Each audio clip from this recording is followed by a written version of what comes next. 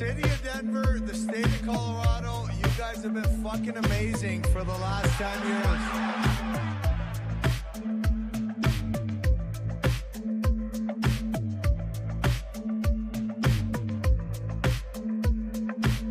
Let me start off with a Twitch feed this morning, and I got to get the whole name right. Mile High Hockey Lab.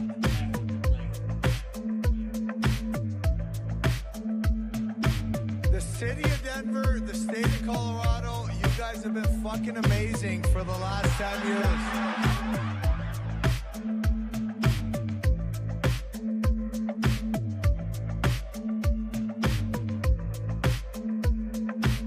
Let me start off with a Twitch feed this morning, and I got to get the whole name right. Mile High Hockey Lab.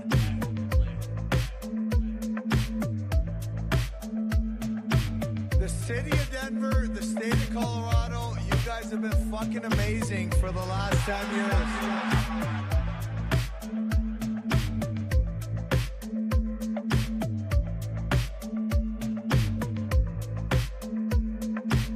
Let me start off with a Twitch feed this morning, and I got to get the whole name right. Mile High Hockey Lab.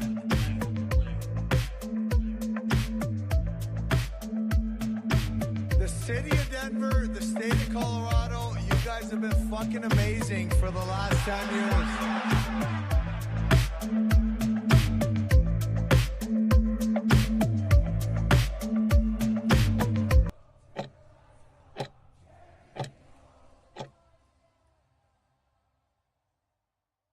Live from Spectrum Community Services Studios in Colorado, USA. This is the Mile High Hockey Lab.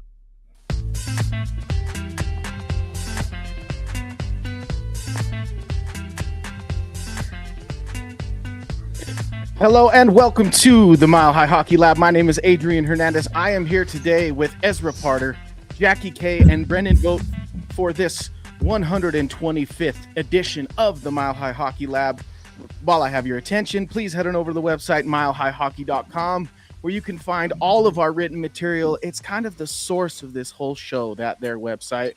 And of course, head on over to Hockey Mountain High as well, where you can find Brendan's work also on Avs, all things Avalanche. So thank you folks for tuning in on a wonderful Tuesday, sort of. Obviously, there's a very pressing conversation to be had today, and that is about the status of one Gabe Landeskog, a sentence I hoped I would never utter again, but here we are, in fact. We also want to take a little bit of a look at the power play again, but this time with a real, microscope and hot seat being on Hackstall, and if it's time to actually make a move. We'll get into a little bit of the World Juniors results and kind of play style and whatnot. Talk about the Olympics a little bit and look ahead at some of the awards that will be handed out at the end of the season, kind of where we sit now, 41 games in. So I hope that sounds good to the three of you, Ezra, Jackie, and Brendan. Thank you guys for joining me today.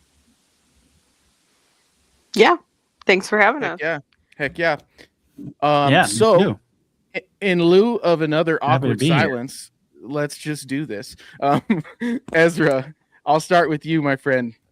We saw Landeskog go down. It was kind of a weird play because he catches an edge, or I guess toe picks a little bit with his left skate, and his knee does a little dance. And then, of course, he went down onto all fours and slid pretty heavily into the goal itself, kind of around the rib cage area, just above where the pants and the hip cushion stops, and right below where typically like shoulder pads and back plates protect as well. So it definitely was a sensitive spot to take a blow. What's your read on the situation? I'll just put it this way. Do you believe the Avalanche when they say it's an upper body injury and in fact his ribs? Yeah, I do believe it. I watched that replay so many times because I was like, oh God, knee. It's the wrong knee. Right. So it's not the surgically repaired knee, right? It would have been, maybe if we're thinking knee injury, it would be the left knee, but that toe pick happens to players all the time. People don't usually get hurt on it. He doesn't have weak knees. He had one fluke injury happen to him that will never happen to anyone again, probably. So I'm not worried about his knees, which is really, really, really such a relief.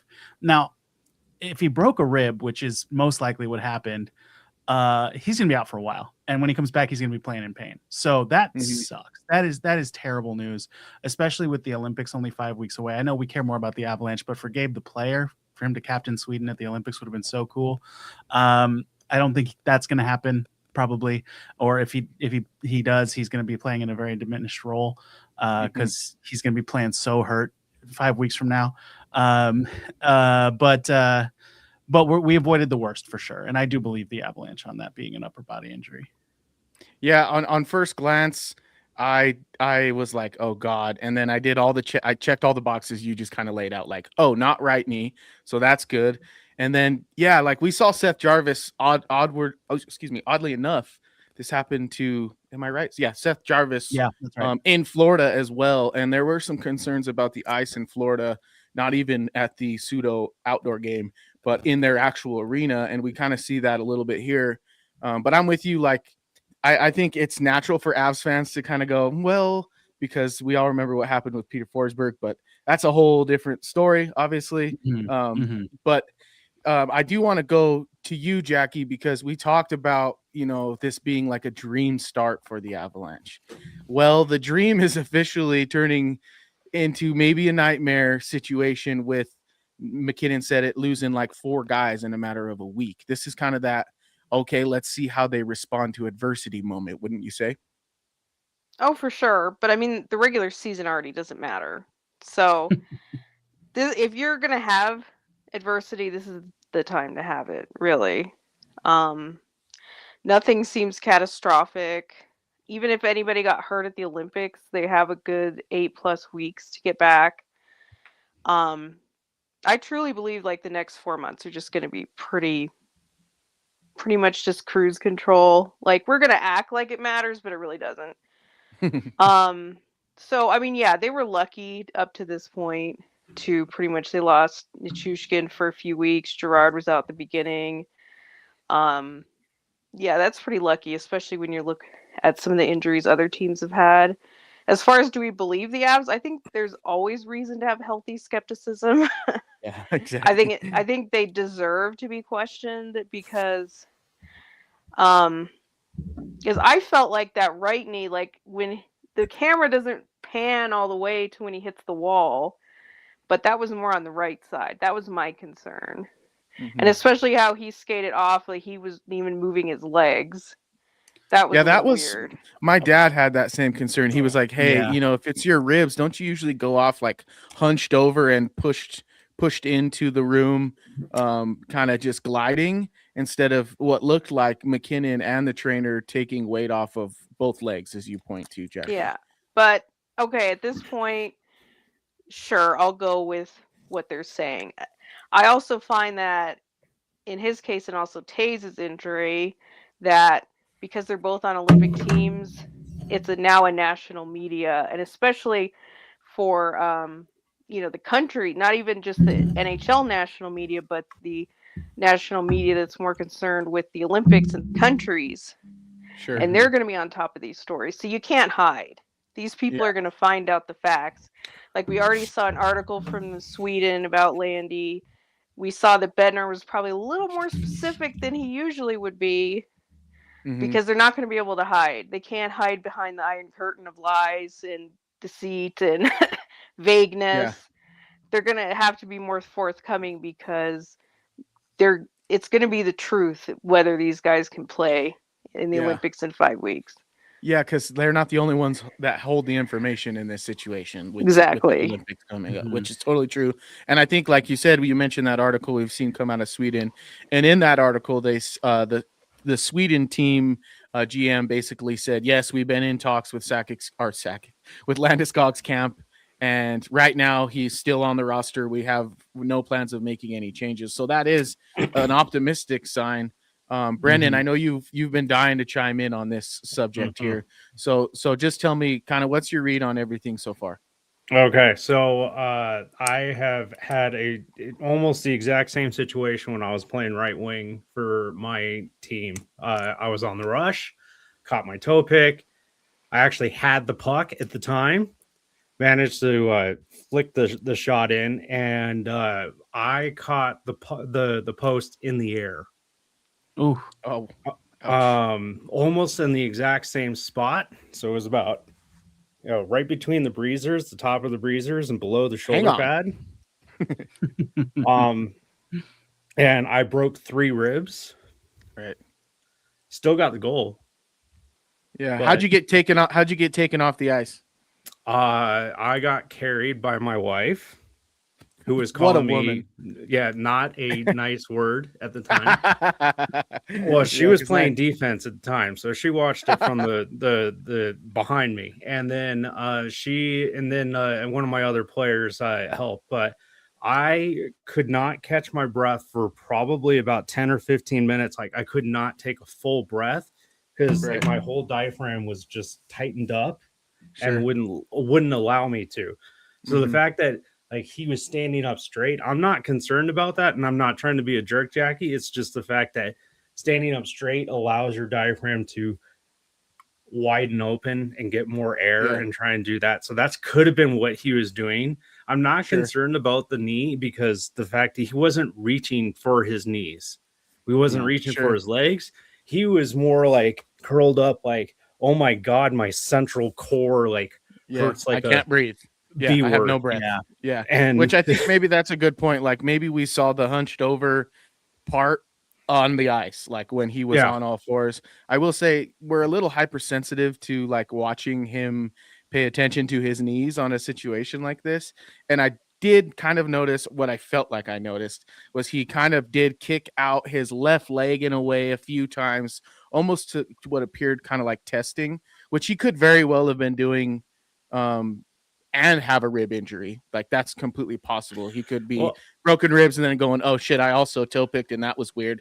How's this doing over here? So I think it's reasonable. And my experience from toe picking is that your blade tends to stay straight, and then the rest of your blade wants to stay straight, and then the rest of your leg is twisting.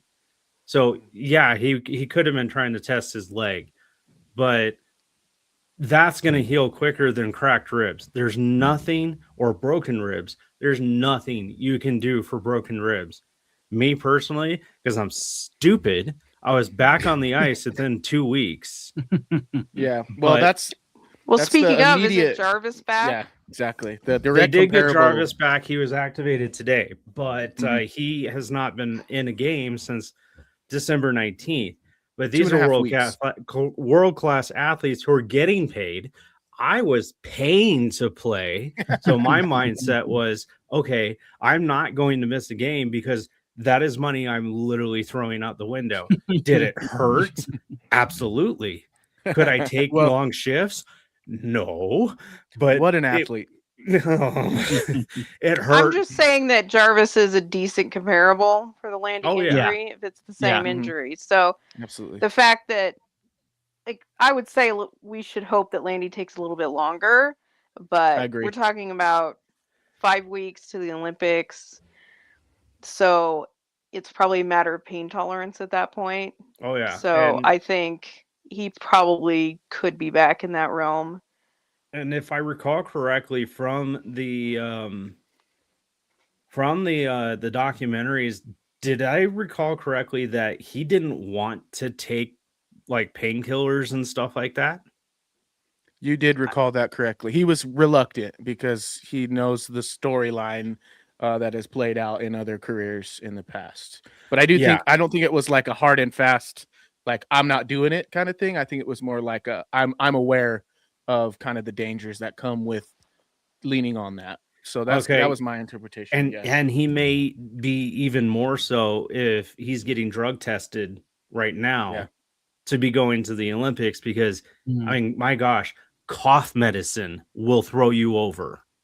Yeah. So but there also will be allowed to take pain management things in the Olympics, because that's how they get the guys through it. Well, yeah, I know. It's just if he's currently drug testing, he may want to just say, you know what? No. I mean, which is fine. I don't think the Avs need to see Landy back before the Olympics. No, I don't think so. And I think they got past the worst of the road trip right now. It's just, did my certain parts of my body pucker? Yes, absolutely. During that fall. And then I was at the Bronco game when that happened, and I was sitting near people with Avalanche gear on as well, and I was like, "Oh yeah, they start at 3." And it was about 3:40 when I opened up my phone and went straight to X, and my wife's like, "Why don't you just go look at the score? Like, why do you have to go to X every time?" And I'm like, "Well, because that's usually where you find out like what's actually happening inside the game." And the first thing that popped up was that play, and I just kind of looked around and I looked at the Avs fan who was sitting next to me, and I said, "What the hell, dude? You saw this you're watching the game. Why didn't you tell me anything?" Because I obviously had Avs gear on too. And he said, "I was just gonna let you be living in ignorant bliss, bro." And I was like, "Yeah." I was like, "Well, thank you, I guess, I suppose." But yeah, like a scary situation. We're all gonna be hypersensitive to Landeskog being injured, and we're always gonna hyperanalyze it. And I think he knows that. I think the Avalanche know that. And Jackie, to your point, I think there's nowhere to hide now with him. So I think we'll know more as the days go on. We know that week to week doesn't mean 2 weeks. So when Bednar says Landeskog is going to be out weeks, we know that it's not 3. So it's probably till the Olympic break, if not through it. I'm with you. Let's keep him off. Let's let him get at least back as close as he can to fully healthy before getting back after it. He used the same terminology with Kiwi Ronta the first time. Yeah. He's going to be out weeks. And how long was he out? Like about 8 weeks? 6 weeks? Let me check my email because I have the game notes. So give me a second here. I'm pretty sure. I mean, while you're checking that, I'll just add the Avs are in a fortunate position right now where any little injury, they should be like, yeah, take a couple games. We're fine. Yeah, we can stand a drop. To lose few. that third game in regulation, but also I don't care. So so it's a luxury that they need to take advantage of and let these guys rest. 5 weeks. On that note, I have a couple bones to pick too. Yeah. Well, it's funny. Kiwi Ronta was out the October 18th to November 23rd. Yeah, so it's about 6 weeks. Yeah. Do you want me to get to my bones to pick? It is on within the same topic. Yeah, let's do it. Okay, first of all, on that note, the whole great segment idea, by the way, on the fly. Jackie's bones to pick. Let's go.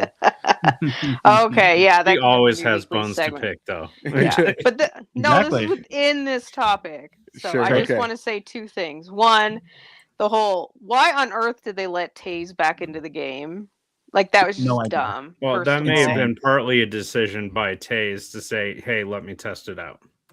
Well, that's still. Fair, and then now he's out weeks. So whoever allowed that, bad decision. I mean, who knows? It probably didn't make it worse, but it's just dumb. Like, at this point, you're just making unnecessary gambles. The other thing is to not have Trent Miner start that Florida game. Oh, my God. I think is just dumb. Yeah, obviously, you know, it's not hindsight. It's if he doesn't get the start in that scenario, they're never going to start him.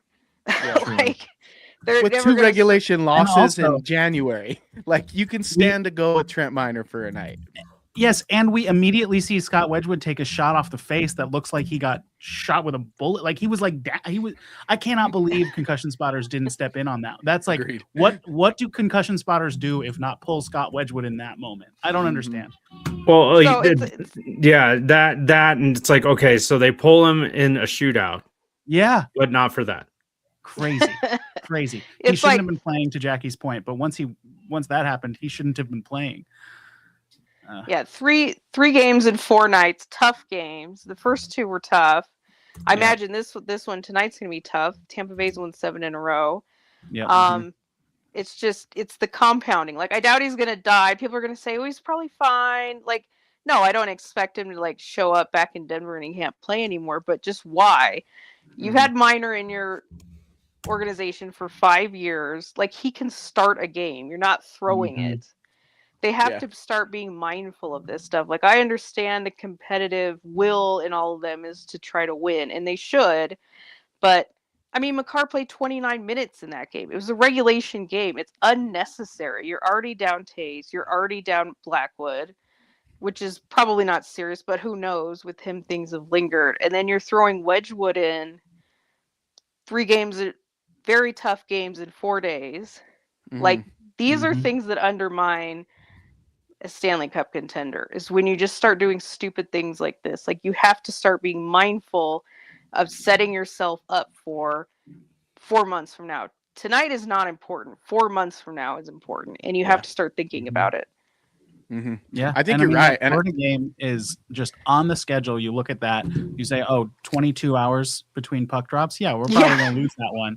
So why not give it to Minor? Why not? Well, yeah, it's not an auto loss. He's capable. Just put him in the net. But it's like you're already like you know that it's a schedule loss, basically. It's a schedule loss. So just like, give the guy a flyer.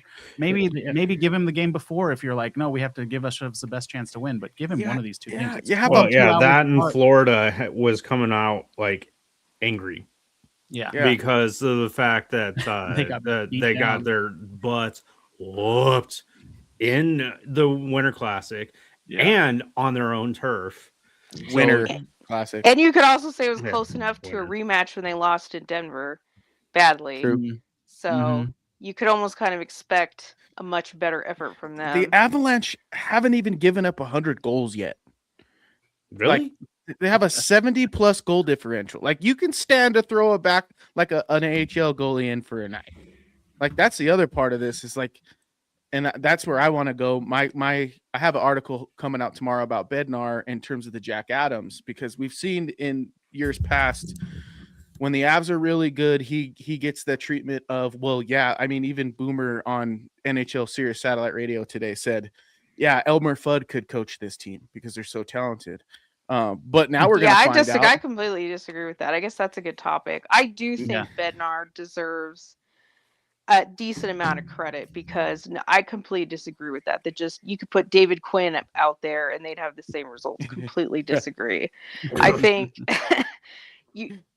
it's managing. You have to manage all these personalities and egos, and it's a task. And I think breaking on the glass.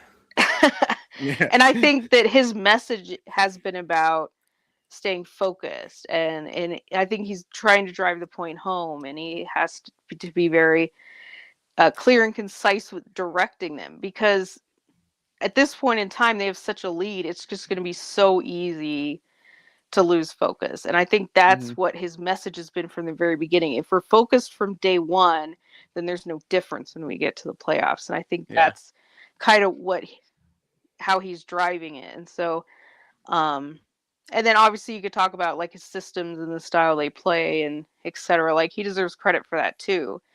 Now we have nitpicks, and we have things that we maybe think he could be better at, but the general thinking that anybody could coach this team, I completely disagree. Like, you have 2 superstars, a few good players. I still don't think they have like the wonder roster of all time. Like, he's leading them in a direction, and that actually he gets credit for that. Could I coach this team? I mean, you could, but I couldn't. Nobody. I think the best of the best can only coach them to where they're at this point. I agree with you. Further than Toronto for a case of like a team that looks good on paper, has superstar talent. Now, granted, Toronto's not as good as Colorado on paper. I'm not saying that, but you look at that and then you see what Craig Berby's doing with it, and you're like, oh, right. It does matter who's making decisions and who's coaching, because this is embarrassing. And that's not happening here. Well, Vaguely says Brennan and Ty Felderberg could coach him. Yeah, I agree. Let's get it rolling. Yeah, but here's the thing that me and Ty would be like too busy laughing. Yeah, and assisting everybody. But it's my whole thing with this conversation is the closest I think Bednar ever got to winning it was in the season where the Avs were trying to go back to back, the 22-23 season, where they were just riddled with injuries. Mikko Rantanen and a company of AHLers basically somehow won the Central Division, but lo and behold, that's also the same season that Jim Montgomery and the Boston Bruins break the record for most wins in the regular season and points. So if that rule holds pat, what I'm worried about is that Bednar has to kind of fulfill that in order to win the award. And now with this injury wave, that's a pretty lofty expectation. Like to only lose 3 games in regulation in the next 41 with the way the roster looks now, that's a lot more challenging. So that's kind of where I'm fearful of him being snubbed again. What do you think, Brennan? I'm sorry. What? I was reading the comments over here. Well, I have a question to that. So Yeah. if we're looking at I have 2 thoughts on that. One is, was that Montgomery's first year as well? Or first full year? I can't remember exactly. It was his first full year, I believe. So I think that also is part of it, because I think the voters always want to reward sort of like this miracle year, or sort of, you're the one that galvanized it. So he also has that working against him. These such long tenured. I know that Cooper started to get a little bit more respect, so he's kind of in the same boat as Bednar. But yeah, it's going to be tough because there's so many excuses. People are going to want to look at the miracle teams and to give those coaches credit. You look at if the Ducks win the Pacific, they're going to want to vote Quenneville, things like that.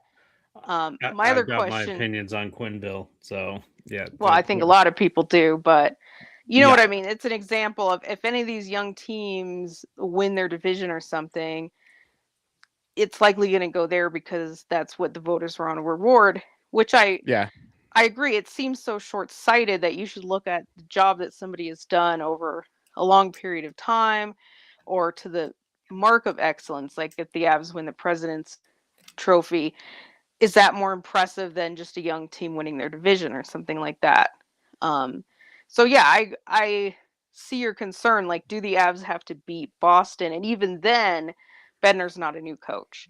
You saw what Montgomery was a new coach, so that was more in his favor. But one question I have is, I guess if we're looking at that Boston team as the benchmark, how many regulation losses did they have? Like, how many regulation losses are the Avs afforded to be able to get to that? I haven't done the math, because I don't necessarily think it's a good thing for them to clinch this, especially early. But I'm also curious how much, I guess, cushion they have for that. They were standby. Was it like 8 or 9 losses or something? They had 12 losses. 12. Okay. So they got room to grow in the whole regulation loss column, but it's only 9 in 41 games. They already have more overtime losses they only had 5, the Bruins. Okay, yeah. 7. So it really will come down to that loss column, and the regulation loss column. And with the Avalanche not having lost in regulation at home, like, where does that figure into the conversation about coaching? Obviously, like,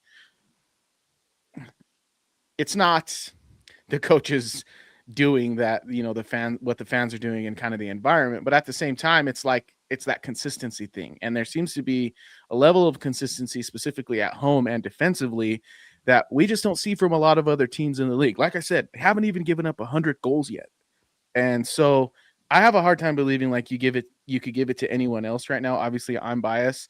As you see in this trophy tracker from NHL Media, they took votes from NHL.com writers, I believe 20 of them, and they did the point system with first place getting 4 points, yada, yada, yada. And Bednar's on top of that with 52 points, just ahead of Joel Quenneville with 49. And then he's got a pretty wide gap over Todd McClellan with 25 and John Hines with 21. Is there anyone on that list that you're just like scratching your head at, or is there someone not on that list that you feel like should be? Where do you feel with this here tweet? Well, first off, Quenneville should not be anywhere near hockey, and that's just, and I'm sure a lot of people feel the same way. The only reason that he is on that list is because he's been out of hockey for so long, came back, and now the Ducks are doing so well. But they also built up over that time frame that he was gone. Yeah. But, big but, he should not be in hockey. Well, I hear you. Well, that's maybe a conversation for a different podcast, but I understand where you're coming from there. It's hard. It's hard to say, really, just because it's still so muddled. There really isn't a lot of separation. I mean, you look at Anaheim; they were hot. Now they're just hanging on to the wild card. It's so hard to say, but there's a lot of new coaches. There's a lot of, do you give it to the Dallas new coach?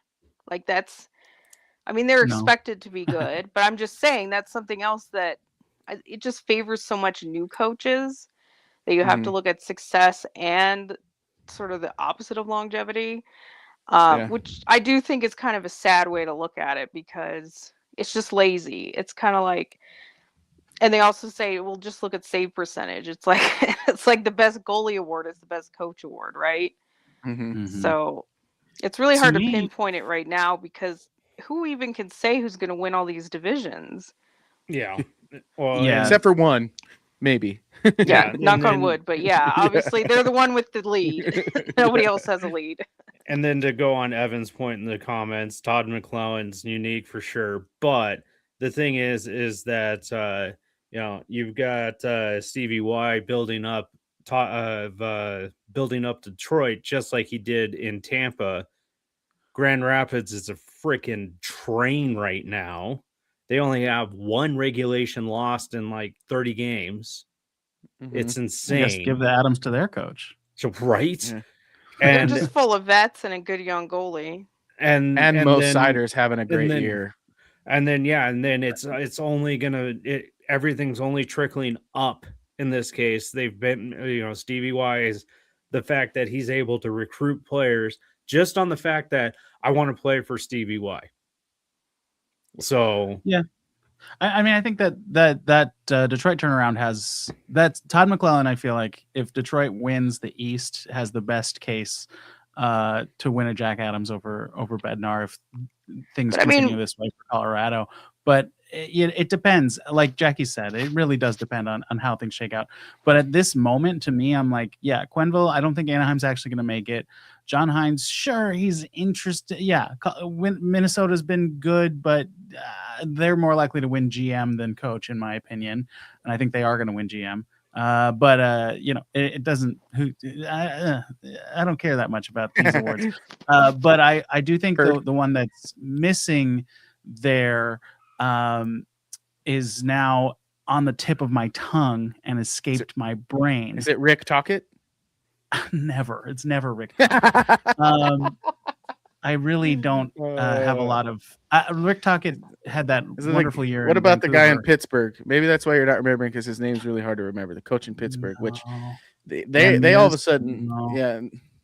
Well, while you think about it, I want to ask Jackie a question, because I think it's a good question as it pertains to this subject. And I'm sorry, Ezra, it's more about awards that you probably don't care about currently. But the other factor to consider is it's very likely that Makar wins the Norris. It's very likely that McKinnon wins the Hart. Right now, there's not a goalie better than Scott Wedgwood. So it's kind of hard to say you can't put him in the Vezina conversation. And, of course, now we're talking Jack Adams and Jared Bednar.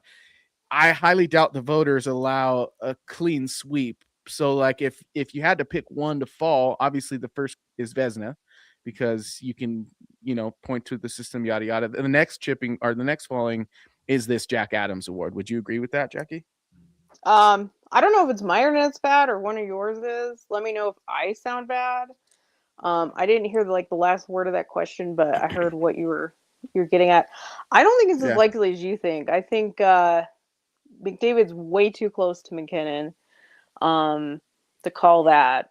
McKinnon does not have a free and clear lead on the points. I mean, I've talked at length many times how the media is obsessed with McDavid. They're itching to give him a Hart Trophy again. So I don't think that one's locked down at all. I think you're going to have to wait and see how the points shake out there. I haven't looked at defensive points, but yeah, it's definitely Makar's Norris to lose, but he needs the power play to function also to lock that down. So I'd say it's likely, but not like a lock. As far as the goalies, I need to look at save percentage, but there's no way that somebody that splits the net is getting the Vezina. So I don't think I get the Williams Jennings, but that's about it. Yeah, I don't think either Avs goalie is going to get the Vezina. But like I said, I didn't look up these statistics, so this is just kind of going off the top of my head. But they're out. But there's just no way they're giving it to a guy that split starts. So, But you know who would get GM of the year if they pulled off something? It would be well, Chris I mean, McFarland for a trade for Brad Marchand. God dang it. Yeah, And I there don't it think that's is. too I hard. figured out my coach. It was Ryan Warsowski. I was going to say if San Jose made the playoffs, which feels unlikely, that he would have to be a serious No, I don't know. consideration. I think it's so up in the air for so many of these teams. I could see Detroit not make it at all. I could see San Jose make the playoffs. But it's true. Do you Yeah. want to reward just a young team maybe getting in as the wild card? I think maybe you'd have to have a young team win the division to really get up there. But I don't know. I'm not ready to call anything. Like, Well, Yeah. the whole East anything could is happen above in the- 500 right now. The on the topic of the Norris, the national conversation has really shifted to Morris Sider recently. Yeah. A lot of the national writers and podcasters I read and listen to are pushing Sider as McCarr's only competition, and sure, I think he's very good, and him and Edmondson together are a dominant pair, but I just it's hard for me to really buy into that when it feels like anybody who actually watches Western Conference games would not feel that way. So I don't know. It's just so heavily points based. I mean, Cider has 31 points. McCarr has 47. Like, I don't care. You can bring out all the All charts assists. and the colors and the graphs. You have to be anybody that is going to challenge McCarr or whoever is the points leader has to probably be within like 5 points, or else I'm not even going to hear it. The whole every year, Heiskanen is going to win the Norris. Just stop. Like, he's never going to have enough points to be in the serious conversation. Like, this is just the way it is. Yeah. Like, you could have the conversation, should it be that way? Maybe no. And then we go back to McCarr's suggestion that the Norris should be like kind of a points, sort of like the Rocket Richard, and then have a different award for best defenseman. But until that happens, if you're not in the vicinity of points, like, I'm just not even entertaining that discussion because it's just not going to happen.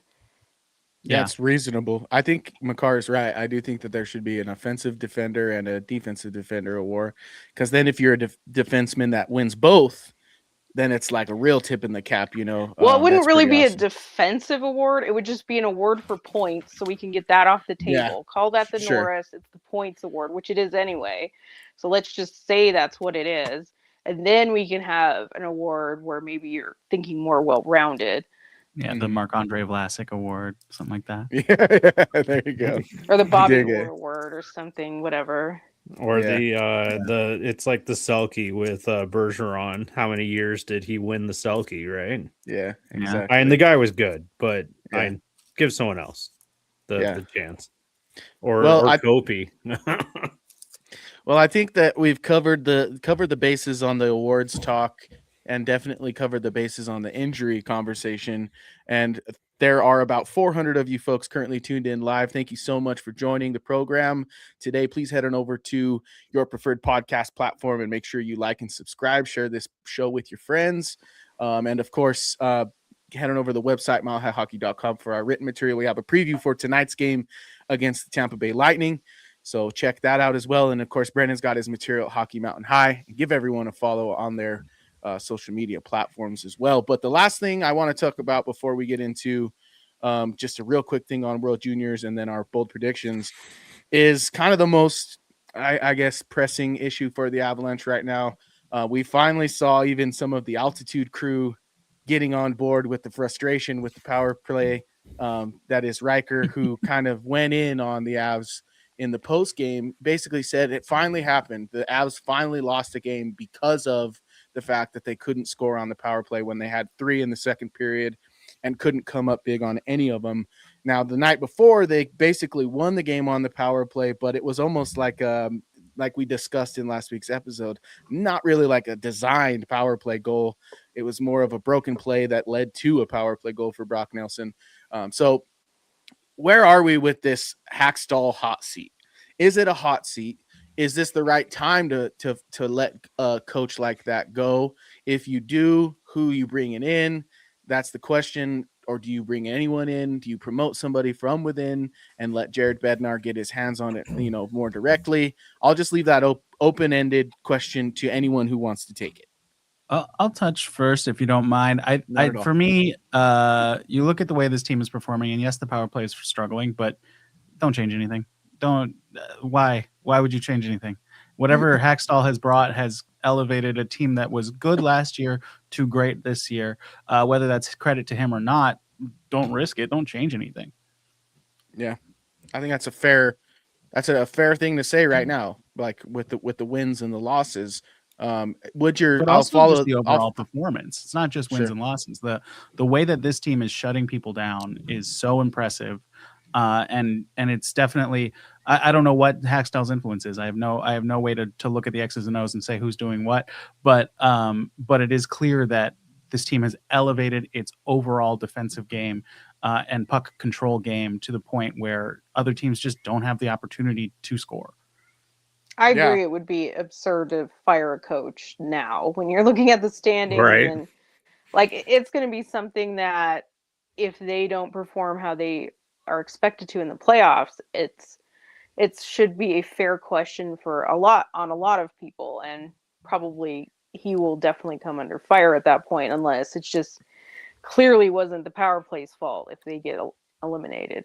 But like you look at, they held on to Ray Bennett for 8 years. Like this organization doesn't make changes that fast. Now we'll see if they majorly disappoint in the playoffs. Are they going to have to be a little bit more aggressive with addressing certain things, because it could be a huge mess depending on how it goes. But at this point, we just have to say that whatever they're doing is good enough for now. You just hope that it's not going to undermine them in the future. And the thing is that if Bednar had that much of a problem with what Hackstall's saying, he's the one in charge. He's the one that needs to step in and change it. So I don't see like, oh, you're going to fire an assistant coach because he's not giving what you need. It's like, then it's up to Bednar to come up with solutions. So it seems like their approach to it, and we've talked about this at length, is they think it's a matter of execution.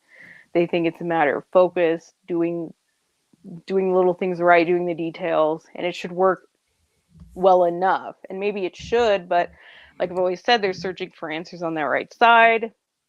It's interesting that I think Nelson scored the last 3 power play goals maybe on that right side. It's like they're getting nothing from McKinnon and Makar, which I think that part should be alarming. That they are the ones that aren't scoring on the power play. Like you hope to just get occasional scores from Nelson and whoever they're running through on it. But the really thing is you've got to unlock McKinnon and Makar on this power play. And so,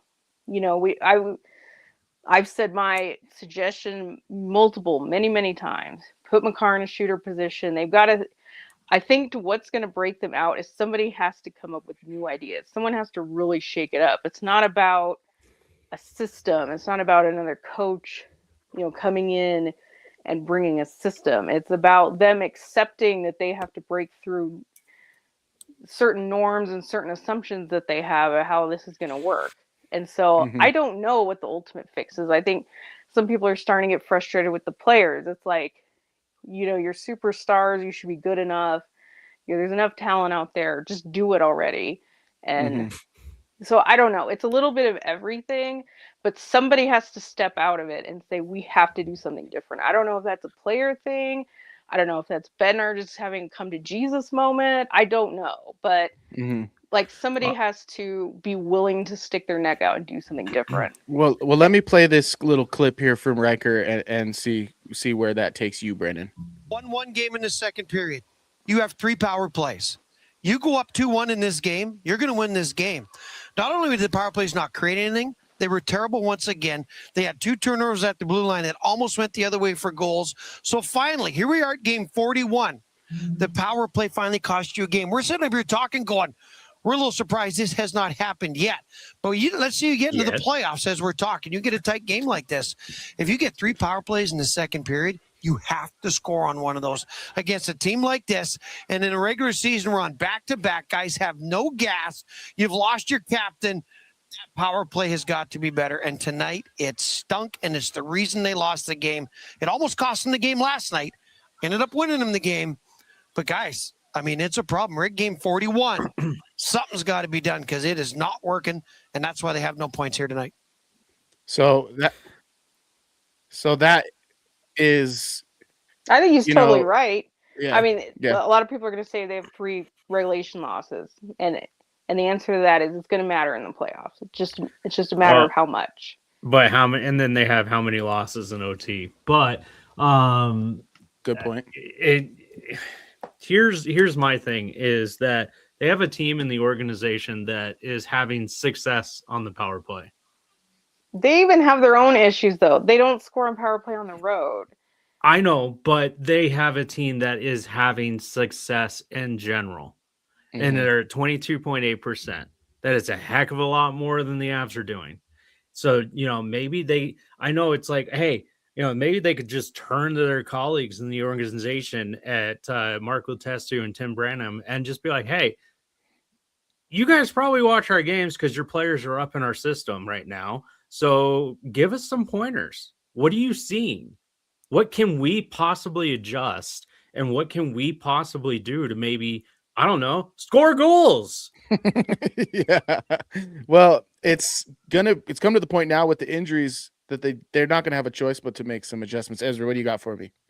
I read an interesting article in The Athletic from Fluto Shinzawa this week about power plays in the league in general.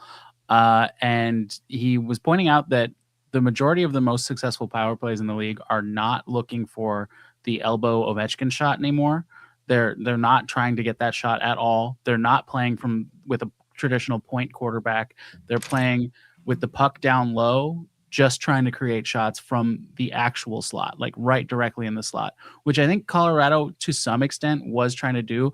But the way Colorado was trying to do it was set up McKinnon to do a fake elbow shot and then dish it to Lehkonen for a shot in the high slot, which, is interesting, but I don't know why you wouldn't be putting your best players in the position to take the shots you want. So to me, it seems like there's just a fundamental mismanagement of this system where the league is moving in one direction. Teams are finding that the way that penalty kills have evolved and become so good, and the way that goalies have evolved and become so good at shutting down traditional power play shots, those point shots, those elbow shots, they're adjusting and they're finding other ways to do it. And Colorado, whether you want to blame coaching or McKinnon or whoever you want to blame it on, what's happening is Colorado hasn't evolved with the rest of the league, and they have to. They just have to. They have to change the design of this thing because it's not. It's unreasonable that the 2 best players, I think, in the entire league, short of Connor McDavid, wherever you want to put him in the top 3, are being used in the old way of running a power play instead of being put in the most dangerous positions. Yeah, it's very old school, which is you could say that the way the Avs play at 5-on-5 is a lot more progressive, and then they're just back in this 2005 umbrella, and it's just. That's why I say just try 2 defensemen, and everyone will clutch the pearls and say, that's not how the power play works anymore. It's like you have Cale Makar. There is no rules. Yeah. He's not a traditional defender, right? He doesn't need to play like that. Yeah. Exactly. Totally. And they're still searching. They still haven't, accepted that Mikko Rantanen not on the power play is a factor. And it's like, I think we said before that maybe Mikko was just sort of covering up maybe the problems that we're seeing more and more now that are being more exposed. It's just he covered it up because he could make that shot, and then, and then they'd be around 20% and everyone would say, it's good enough. Well, now it's been exposed. Now they don't have that guy consistently. Nelson sometimes scores or Olofsson, but they're not Mikko Rantanen, and so it's forcing the penalty killers to shade to Makar. It's causing all these things. And I don't think the coaching staff has understood quite that this is a problem that's going to persist because you don't have what you used to have. So it's not going to work like it used to work. I love this tweet you put up here, Adrian, because that is exactly what I'm talking about. Let's put McKinnon in the middle and try to feed him there. Defenses might key on him and just take him away, but that opens up Natchez and Nelson and hopefully Makar too. So Man, I love that. I'm so excited. Well, to see what that looks like. it's Corey Masisic of the Denver Post reports of note for tonight. Avs Nathan McKinnon in power play practice, starting from the bumpers position, the middle of the 1-3-1 this morning. Also spent a decent chunk of time going over things with Jared Bednar on the whiteboard, and he says the power play unit looked like this: Makar, Natchez, McKinnon, Nelson, and Nichushkin. Jackie, you're not getting your two defender look, but we are getting a mix up, and it does sound like Jared Bednar kind of has his hands. I mean, maybe we'll see what it really looks like. I think lately they seem to be making more of a conscious decision to move. At least they're not stopping in a spot. They're sort of at least moving within it. But I think the way they're approaching it is fundamentally broken. And so they can tinker with as much as they want. And like I've said before, I think they probably could get it up to a 20%. You know, there's some upward regression in there that they probably deserve. But to make it actually like a good power play, or one that's going to make a difference and take that step into being an elite power play, I think they have to fundamentally make some real changes, not tinkers, to get it to that point. And so I don't know, could a 20% power play that's just good enough be enough to win them the Stanley Cup? Maybe, but you really wish that you could approach that with an elite power play and not just hope a good enough one shows up. Yeah, well, it's like we found out what a really good 5-on-5 team can do. We also found out what really bad things can happen to a team that's really good on 5-on-5 but not so good on the power play. Just last year, Evan mentioned it. You know, it's fresh in our minds, so that's why I think that the whole Hackstall hot seat conversation happens, because it's like his whole hiring, what the intention of that, what we were told from Avs management and elsewhere, was that he was coming in to, quote, fix the power play. Now, we were also told that Bednar would have more of a hand in that, so I guess maybe you're right. Like maybe it's more of a equally to blame thing, Ezra, and take the good with the bad, as obviously there's been a lot of really good this season for the Avalanche. But yeah, it's like you said, Jackie, like it's going to be really boring 4 months until we really find out in the playoffs, like everything, all the questions about this team, because none of them are being answered right now. We're just being told what we thought we already knew. The power play thing is a recency bias thing at all. I've been talking about the power play for over 5 years. Yeah, we've made a living at every single playoff series that they've lost since Bednar's been the coach. And I think you could say that every time they lost, maybe 2 times, you could say it wasn't the power play. When they lost to Vegas, I think they had a pretty good power play that year. And I think there was one other year. All the other years, you could say the power play had a hand in it. So it's not just because of what happened last year and because they fired Bennett and blah, blah, blah, and they tried to say publicly that it matters now. Oh, no, it's mattered the entirety of Bednar's coaching time with the Avs. So this is definitely not a new problem. No. Yeah, I feel like as long as this podcast has existed, every couple weeks it's Mile High Power Play Lab. And it's a common thing. I know that pretty much every fan base out there, unless you probably have a top 5 power play, you're complaining about it. Even then, you're probably complaining about it. But I think we have real, actual reasons and real analysis and real statistics to point at. It's not just nitpicking to nitpick. It's a legitimate concern when wondering how far this team can go. Yeah, well, speaking of legitimate concerns, I put my foot in my mouth again last week, and the Avalanche didn't make a trade for Gavrikov like, you know, I hoped they would the next day. In fact, it would have worked out pretty well right now, as now we got Solovlev in the lineup tonight. So wish we would have made some sort of deal, even if it wasn't for Gavrikov. But with that being said, let's get into our bold predictions from last week, and then we'll run the tape and our sponsor and give some more. This week, Evan, who is not here, said that the Avalanche would sweep the road trip, and kind of pissed because whenever Evan makes a positive bold prediction, it usually backfires. And once again, the rule has come through. Jackie, you said that the Avs would lose 1 game in regulation on this road trip, and you're already right. So put her on the board yet again this week. Yeah. That puts you at 8 points total so far, 8 dings total so far this season. And then I had Brandon Did Wyatt Amott score a goal? You have to tell No, me. but Ty Felber did the first time I freaking say that he won't. That is the happiest man I have ever seen. I swear to God. That was the biggest smile I've ever seen from that man. That is so funny that the 1 week you finally didn't pick him, he scores a goal. Yeah. Oh boy. So no points for you. That's an X. Ezra, did we get that Sam Alinsky power play point?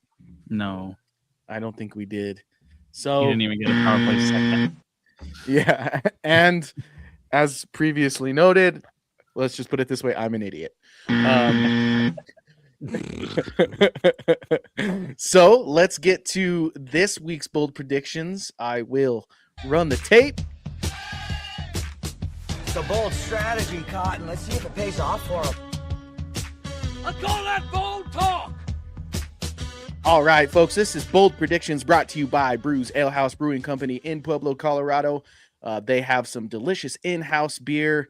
They also make some delicious food. So if you are in Southern Colorado, head on down to Pueblo and find yourself on the beautiful and historic Pueblo River Walk. That is also where you will find the delicious and wonderful treats at Brews Ale House Brewing Company. Now let's get started into this week's bold predictions. And Jackie, since you won the week yet again, let's start with you. I'll say Wedgwood starts every game until whenever we have our next show. Okay. Is that bold enough? I mean, I'd say because you hope that they learn their lesson a little bit and like... Or that Blackwood might be. I mean, yeah, that is basically Blackwood stays injured. Yeah. Yeah. Yep. Pretty much. Well, and he has to for 10 games at least, and I think it's been 2, right? It would be a week. I think it's just a week. It's a week. It's 1 week, yeah.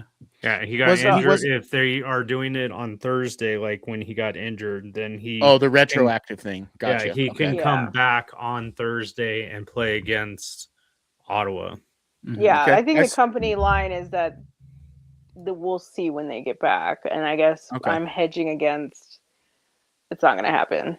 Okay, right. I like that. That's fair. At this point, it's pretty safe. We want Wedgwood to win the Vezina. He's got to. That's right. He's got to win the league. Add up the starts. Mm-hmm. Well, Evan is tuned in abroad as he's been journeying back to his abode. He says, my bold prediction is that the Avs will lose first game in regulation at home before our next show. Okay, whatever, Evan. Don't like it. So that's either against Ottawa or Columbus, or against Toronto. 3 games at home. Well, it kind of goes back to what Evan talked about last week, which is like, it looks like the West is very top heavy and the East is very congested. And the Avs have largely struggled against teams from the East. So I think that I circled that Toronto game, Jackie, as probably... it's true. There are 3 Eastern opponents. No, I'm saying it's an interesting bold prediction. Yeah. It's true. They're all home games, but they're all against the East. So. Yep. All right, Brendan, you going back to Felber or what are we thinking here? No, I'm going to go Calbert goal against the Eagles. Calbert? Callahan Burke. I just combined who does he play him for again? San Diego. That's who they got this weekend. Matt Calberk. Yeah. I heard that too. All right. I like it. Calberk goal. Let's put you down for that. Ezra, what about you this week? Man, other than running into a goalie for no reason, I've really liked Zakhar Bardakov lately, so I'm gonna give him a goal. Let's do it, Zach. Okay, I like it. I'd be happy to see him score. Yeah, that would be great. Like in my Bednar, will it hurt or help? This injury wave article, I talk about how like it's going to be some other guys that have to come to the surface as performers and contributors. And I like where your head's at with Bardakov, but I'm going to go in a slightly different direction. And before I do, is my boy skating right now? I just lost my train of thought. Brindley? The young Brindley. Yes. Is he healthy? He played last game. He played last game. So then Brindley will have 2 goals. Ooh, He hasn't had goals in like 9 games, dude. He's due, baby. He's gonna Didn't have he 2 this week. score? I was like 1 game off. I said that he would come back and he'd score, and I think I was like 1 game off, and then he did it. Yeah. But Yeah. I don't think he has since then. I guess No. not really bold prediction, but I'm just wondering, if Kiviranta is coming back or not. Then they need an actual Eagle to continue playing like Taylor McCarr is, while Landeskog's out. Are they going to swap him out with anybody when they get back from the road? That's something to watch for, I guess is what I'm saying is they might continue to need additional personnel. Yeah. Yep. Well, and then also do keep in mind that Gavin Brindley hasn't had, this is, I think it was Evan Rawl that posted this, that he hasn't had goals in, this is Gavin Brindley. He hasn't had goals in his last 9 games and didn't have a shot in his last 4. So he's also, is he playing on the 4th line, which is the black hole? So if they put Makar and Bardakov and Brindley together, that is like the no play line. That would be no bueno. That's what I call the garbage bag 4th line. It's just he dresses them because he has to, and then they don't play.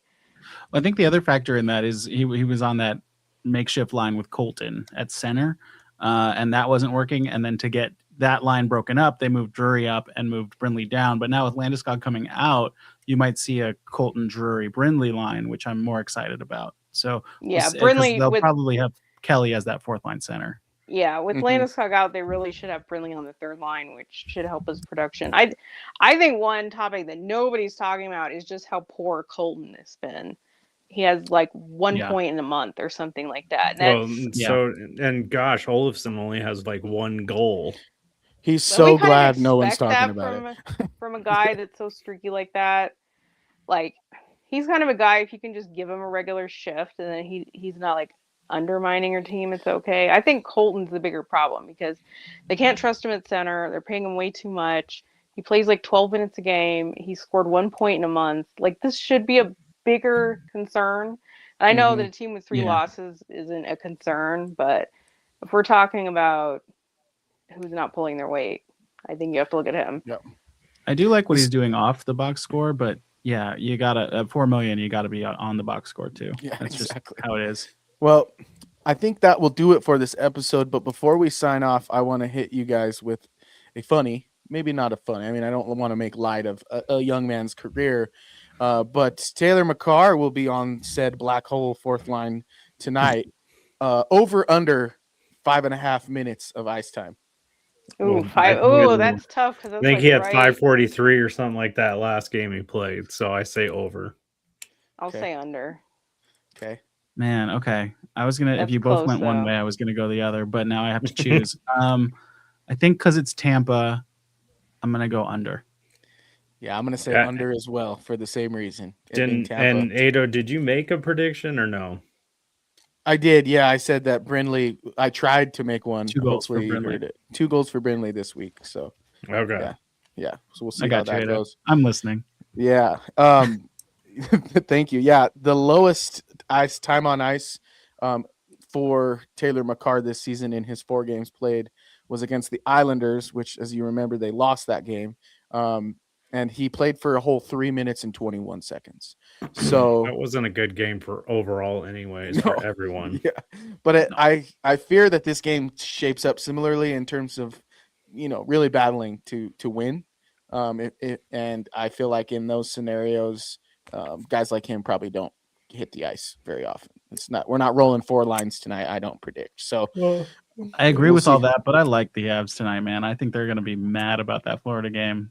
Yeah, top end of this roster is going to come to play. Well, and I was also getting in a little bit of a debate with some people on whether Taylor McCarr was going to stay up because they need a power forward now, that or they were going to bring up Tristan Nielsen because he has power forward type streaks when he plays, at least. Because someone was trying to say, hey, bring up Barre Boulet, but he's a little bit more of a finesse player. Okay. In my opinion. And he's an AHLer. Yeah. I mean, really career AHLer, and he would have to clear waivers. And he's had a situation where it was like Johansson. He got claimed by Seattle when Tampa tried to clear him, and he ended up playing in Seattle for a month and then got sent back to Tampa. It was ridiculous. Well, he wouldn't have to clear to be called up. Remember, he has like the 9-game counter or whatever. But that was like 5 years ago, and people still wondered if there was upside. I think at this point, there's not much concern that their AHLers are going to get claimed. I think the big question now is, now that we're in technically the second half of the season, do they care about developing anyone, or is it just wasted minutes? No time. Yeah. Oh, is it just I wasted sure as minutes heck ain't for gonna be whoever Tynan that gets called up. Well, knock on wood, it better not be. I mean, I'd rather have them sign Christian Humphreys out of the OHL and come in and play than have TJ Tynan play any minutes. Nothing against the guy. I love the guy. It's just, when your first goals come in something like 30 goals, 30 games in. So if they taking anyone seriously, they need to play them and play them like the entire time Landeskog's out. If they give a crap, if they don't, then keep the merry-go-round going. Yeah. Well, I think the merry-go-round will continue to go round and round and round, but that's just my opinion. The good news is, though, they still be playing hockey. It's not quite the Olympic break. We get Avalanche hockey tonight. Tampa Bay Lightning. It is in Tampa. 7 o'clock puck drop then, usually? Well, 7 o'clock Eastern. So 5 o'clock puck drop here. It's 10 minutes. It's in 10 minutes. In 10 minutes, you'll be watching Avalanche hockey. So with that being said, let's do our sign off real quick. This has been the 125th episode of the Mile High Hockey Lab. Thank you folks so much for tuning in. There's about 700 of you just ahead of puck drop, so that's pretty cool. Thanks for coming to us for your pregame content. Hopefully the Avalanche are able to secure the victory tonight. I'm really appreciative of all of you listeners, and I'm also very appreciative of the three of you for joining me, and also Evan for joining us in any way that you can. Ezra, I appreciate you. Jackie K, Brandon Vogt.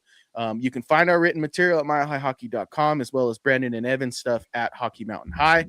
And be sure that you give us a follow on your preferred social media platform and subscribe on your podcast platform.